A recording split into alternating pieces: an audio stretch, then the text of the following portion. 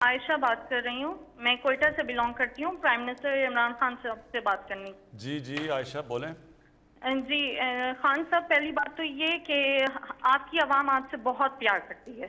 ان کے ایون بچے بھی آپ سے بہت پیار کرتے ہیں.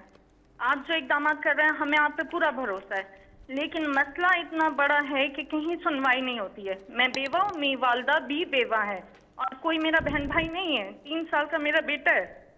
65 سال کی ٹیچنگ کی کمائی سے میری والدہ نے سنگل سٹوری گھر بنایا DH ریبر میں، لاہور میں، اور اس کو 2019 میں کرائے پہ ہم نے دیا. وہ انہوں نے قبضہ کر لیا. SSP کا بھائی تھا شیخ عمر صاحب نے میرا 2020 میں دسمبر میں میرا قبضہ چھڑوایا. اللہ تعالیٰ انہیں صحت تندرستی دے، عزت دے. لیکن وہ بندہ نتیجے میں مجھے 5 لاکھ کا مقروض کر کے چلا گیا. شیخ عمر صاحب نے ہدایت کی تھی کہ ان کا مسئلہ حل کروائیں، لیکن ان کی ٹرانسفر ہو گئی.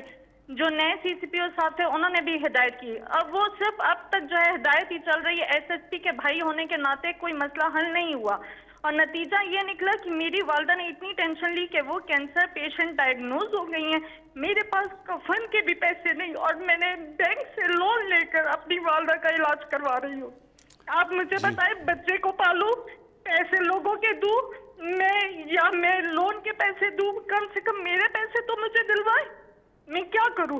اور جی کم سے کم سوسائٹی اتنی بڑی ہے، اس کو اس چیز کا پابند بنائیں کہ جس طرح عسکری سوسائٹی وہ رینٹ کے معاملات کو دیکھتی ہے تو یہ بھی رینٹ کے معاملات دیکھے. اور کم سے کم آپ چیف جسٹس کو ہماری اپیل پہنچائیں کہ ہمیں کس بات کی سزا دی جاتی ہے، کیوں سٹے دیا جاتا ہے ایسے لوگوں کو، کس بات کا سٹے دیا جاتا ہے. میں آپ یقین کریں، کووڈ میں کوئٹہ سے لاہور پورا 1 سال میں ہاسٹل میں خوار ہوتی رہی. پورا 1 سال ایک کمرے میں ہاسٹل میں اپنی والدہ اور بچے کے ساتھ میں رہی ہوں کہ میرا گھر کسی طرح چھوٹ جائے، لیکن کچھ نہیں ہوتا تھا. آپ کے نمائندوں کے پاس بھی میں گئی، ذلیل ہوتی تھی میں. جی دیکھیں، یہ میں نے اپنے پچھلے 30 سال میں کتنی دفعہ اس طرح کی کہانیاں سنی ہیں، اور یہ آپ بات ٹھیک کہہ رہی ہیں کہ ہمارا جو سسٹم ہے، جو انصاف کا نظام ہے، وہ آہستہ آہستہ کام کرنا چھوڑ گیا. اور وہ جو انصاف ہوتا ہے نا جی، میں آپ کو پہلے سمجھا دوں انصاف ہوتا کیا ہے. انصاف تو کمزور کو چاہیے ہوتا ہے. طاقتور تو اپنے آپ کو قانون سے اوپر چاہتا ہے کہ قانون اس کے لیے ہو نا.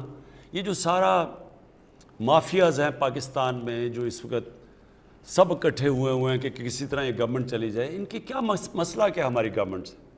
ان کا مسئلہ یہ ہے کہ یہ قانون کے اوپر رہنا چاہتے ہیں.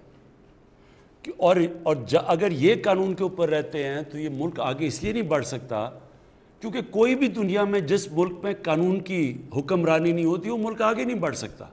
جتنے بھی ملک آگے بڑھے ہوئے ہیں، کیونکہ جس کا بھی واسطہ پڑا ہے باہر ایڈوانسڈ سویلائز ترقی یافتہ ملکوں کو دیکھنے کا، تو ان میں ایک چیز ہوتی ہے، قانون کی حکمرانی. کوئی قانون کے اوپر نہیں. وہاں مافیاز نہیں کام کر سکتے، وہاں قبضہ گروپ نہیں چل سکتا، وہاں آپ کو سفارشیں نہیں چاہیے ہوتی. آپ کو پرائم منسٹر کو ٹیلی فون کر کے نہیں بتانا پڑتا کہ جی میرے گھر کے اوپر قبضہ ہوا ہے اور کسی طاقتور نے، اور ہم ہیں بھی، اور اگر کوئی آدمی بھی نہیں ہے گھر میں مدد کرنے والا تو ان کا کیا بنتا ہے. یہ ساری جو جنگ ہے، جو اس کے لیے میں پولیٹکس میں آیا تھا، انصاف کی تحریک، اس ملک میں کمزور کی حفاظت کرنے کے لیے، کمزور کو اور طاقتور کو قانون کے نیچے لانے کے لیے یہ سٹرگل ہے. یہ ساری جو PDM ہے یہ چاہتی ہے ہم قانون کے اوپر ہوں، ہم جو مرضی کریں. کیسز پرانے بنے ہوئے ہیں لیکن ہم ان کو معاف کر دیں، نہیں تو گورنمنٹ کرا دیں گے. یہ بھی وہ شوگر مافیا ہے. انہوں نے کہا جی FIO کون ہوتی ہے ہمارے اوپر کرنے کے لیے؟ وہ انہوں نے جب شوگر ایسوسی ایشن نے FIO کو خط لکھ دیا کہ تم اگر کرو گے ہم چینی کی قیمتوں پر بڑھا دیں گے اگر ہمارے اوپر کارروائی کرو گے. یہ ہر جگہ لوگ بیٹھے ہوئے ہیں. یہ جد و جہد ہے. دیکھیں، انصاف کی تحریک ہوتی ہے. انصاف کے لیے قوم کو آزادی کی جنگ لڑنی پڑتی ہے ان مافیا سے، اور یہ ایک جہاد کا نام ہے. یہ اللہ کا حکم ہے کہ میری زمین پہ انصاف قائم کرو. میرا آپ سے یہ وعدہ ہے کہ میری پوری کوشش ہے، جب تک میں اقتدار میں ہوں، جب تک میں نہیں بھی ہوں، میں اس کے لیے لڑوں گا. ہم نے پورے اپنے جو سارا انصاف کا نظام ہے، عدلیہ کے ساتھ بیٹھ کے ریفارمز کے لیے بھی ہم تیار ہیں. اپنے جو ادارے ہیں ان کو بھی ٹھیک کر رہے ہیں. یہ جو اب تک ہمارے آنے سے پہلے نیب کام کر رہی تھی، تو نیب نے کتنے لوگوں کو پکڑا اور ہمارے صرف 2.5 سالوں میں نیب نے کتنا پیسہ ریکور کیا. میں صرف اس لیے آپ کو بتانا چاہتا ہوں کہ اداروں کو جب آپ مضبوط کرتے ہیں, جب آپ ان کو روکتے نہیں ہیں, تو وہ ادارے کتنے بہتر کام کر سکتے ہیں. جب عدلیہ کے اندر آپ انٹرفیئر نہیں کرتے, ڈنڈے سے چیف جسٹس کو نکالتے نہیں, تو عدلیہ بھی پھر تکڑی ہو جاتی ہے. اسی طرح سارے جو ادارے ہیں جب آپ ان کو اپنا کام کرنے دیتے ہیں تو وہ نظر آ جاتا ہے. کیا میں صرف اس لیے آپ کو پہلے یہ بتانا چاہتا ہوں کہ نیب نے 18 سالوں کے اندر 2017 تک 18 سالوں تک صرف 290 ارب روپیہ انہوں نے وصول کیا تھا جو چوری کا پیسہ ہے. ہمارے 2 سالوں کے اندر نیب نے 484 ارب روپیہ ریکور کیا.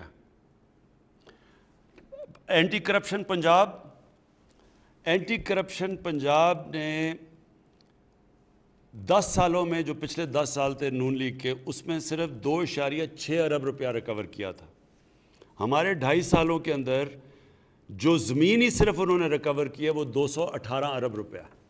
میں صرف آخر میں آپ کو یہ کہہ رہا ہوں کہ یہ ہے جنگ چل رہی طاقتور کو قانون کے نیچے لانے کے لیے. آپ کی تو انشاءاللہ ہم نے نوٹ کر لیا, ہم پوری آپ کی کریں گے, لیکن سسٹم ایسا ہونا چاہیے کہ آپ کو کمپلین نہ کرنی پڑے, سب کو قانون سے ڈرنا پڑے. اور یہ ایک جہاد کا نام ہے, یہ ہم لڑ رہے ہیں انشاءاللہ. جس طرح جا رہا ہے, جس طرح میں نے آپ کو بتایا کہ یہ طاقتور لوگوں سے پیسے وصول کیے ہیں, یہ کبھی پاکستان میں پہلے نہیں ہوا. اتنے طاقتور لوگ جب جیل میں جا کے پھر دھمکیاں دیتے کہ عمران خان تمہیں بھی ہم دیکھ لیں گے, یہ پہلے کبھی انہوں نے جیلوں کے چکر نہیں لگائے. یہ اس دور میں ہو رہا ہے اور پہلی دفعہ آپ دیکھ رہے ہیں. اور اصل میں یہ چینج یہ ہے کہ طاقتور کے اوپر ہم اڑے ہوئے ہیں کہ ان کو ہم نے قانون کے نیچے لے کے آنا ہے. کسی سے زیادتی نہیں کرنی, کسی کے اوپر غلط کیسز نہیں بنانے, لیکن جو انہوں نے اس ملک سے فراڈ کیے ہیں, چوریاں کی ہیں, ڈاکے مارے ہیں, جرم کیا ہے, ان کو اس جرم کی سزائیں دلوانی. یہ ہم کامیاب ہوتے جائیں گے انشاءاللہ. جیسے ہم کامیاب ہوں گے یہ خود ہی ملک بدلتا جائے گا. یہ جو چھوٹے چھوٹے نیچے قبضہ گروپ بیٹھے, یہ خود ہی ڈر جائیں گے سارے جب انہیں پتہ چلے گا کہ اب کوئی سفارش نہیں چلے گی. یہ قبضہ گروپ اس لیے کامیاب ہو جاتے ہیں کہ ان کو پولیس کی پروٹیکشن مل جاتی ہے, طاقتور کوئی ایم این اے پروٹیکٹ کر لیتا ہے, اس لیے کام کرتے ہیں. آپ کی جو یہ بات آپ نے کہی کہ ریسرچ کرنی چاہیے, ہمیں دیکھنا چاہیے کہ پاکستان میں اور کون سے ہم ویجیٹیبلز اگا سکتے ہیں. اب دیکھیں نا, زیتون ہے. اب یہ ہمیں کیوں نہیں سمجھتی کہ ہمارے ملک میں جتنی زیتون کی پوٹینشل ہے ہم دنیا کو ایکسپورٹ کر سکتے ہیں. اور وہ بہترین آئل ہے, زیتون کا جو تیل ہے وہ مہنگا سب سے زیادہ ہے وہ. تو اب ایک دم فیصلہ پختونخوا میں ہوا اور اب یہ ساری جگہ زیتون لگنا شروع ہو گیا. اور انشاءاللہ آپ دیکھیں گے 2-3 سال کے اندر ہم اس پوزیشن میں آ جائیں گے کہ زیتون ایکسپورٹ کر سکتے ہیں. اسی طرح ایک جو سبزیوں میں جو سب سے, جس کو کنگ آف ویجیٹیبلز کہتے ہیں, وہ ہے ایووکاڈو. اب پاکستان میں بہترین جگہ ہے ایووکاڈو لگانے کی. میں نے اپنے گھر میں لگائے ہیں تو میں تو حیران ہو گیا ہوں کہ جس طرح کے وہ ایووکاڈو ہو گئے ہیں. اب ہم یہ ساری جگہ لگا سکتے ہیں. وہ سب سے مہنگا پھل ہے, ویلیو ایڈڈ ہے, ہم یہ بیچ سکتے ہیں. میرا کہنے کا مقصد یہ ہے کہ ہمارے ملک میں 12 موسم ہیں, 12 کلائمیٹک زونز ہیں ہمارے. ہم کوئی چیز بھی اگا سکتے ہیں. یعنی دنیا میں جو چیزیں, ہمیں کوئی ضرورت ہی نہیں کوئی چیز امپورٹ کرنے کی. مسئلہ یہ ہے ہم نے کبھی اس کے اوپر توجہ نہیں دی. اب ہم پوری طرح ان چیزوں کے, مثلا شوگر بیٹ ہے, یہ ایک شوگر کین کو کئی جگہ پہ ریپلیس کر سکتی ہے, پانی بھی کم لیتی ہے, کم ٹائم میں تیار ہو جاتی ہے. اور ہم جب گنا ہے وہ زیادہ مہنگا ہے, اس کے پانی زیادہ استعمال ہوتا ہے, ڈیوریشن لمبا ہے. کبھی کسی نے اس کے اوپر توجہ نہیں دی. انشاءاللہ ہمارا پورا کام ہو رہا ہے کہ اگر ہم نے اپنے لوگوں کو, ہماری بڑھتی ہوئی آبادی ہے, ان کو کھلانا ہے تو نئی نئی چیزیں لانی پڑیں گی, نئی سوچ آنی پڑے گی. اور پھر اس میں ریسرچ, جو آپ نے اصل بات کی کہ ہمارا اچھا بھلا ایک وقت پہ فیصل آباد کی جو ایگریکلچر یونیورسٹی تھی وہ بڑی مانی جاتی تھی, اس میں بڑا زبردست کام تھا. آہستہ آہستہ ریسرچ بھی ختم ہو گئی, سیڈ ڈیولپمنٹ پہ, بیجوں کے اوپر بھی کام نہیں کیا. ہندوستان میں وہ 7 والا پنجاب ہے, وہاں وہ زیادہ پیداوار ہے ان کی, ہماری کم ہے. ہم ہندوستان والی پیداوار لیں تو ہم گندم ایکسپورٹ کر سکتے ہیں اور بھی چیزیں. سو اینی وے اس کے اوپر انشاءاللہ ہم کام کر رہے ہیں.